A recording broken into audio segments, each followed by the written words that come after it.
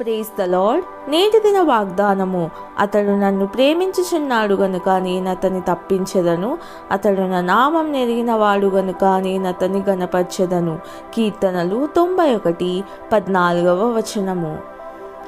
భూలోకమందు మహాశ్రమలు జరుగుచున్న సమయమందు దేవుని పరిశుద్ధులమైన మనము మధ్యాకాశం నందు విందునందు బహుమానమును పొందుచు కిరీటమును ధరించుకొని ఉందుము.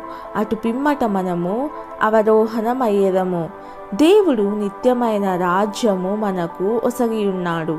కాబట్టి మీరు ఈ మాటల చేత ఒకరినొకడు ఆదరించుకొనుడి.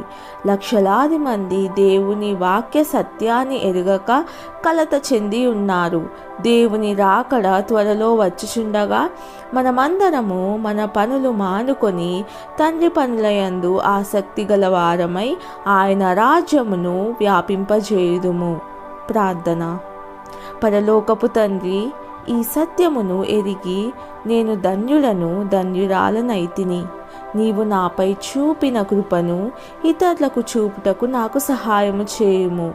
నీ వాక్య సత్యాన్ని ప్రచురపరచని ఎడల నీకు దుఃఖము కలిగించిన వాడను దానను అని నేను ఎరుగుదును.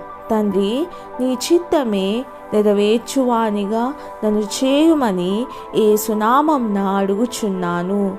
ఆమెన్.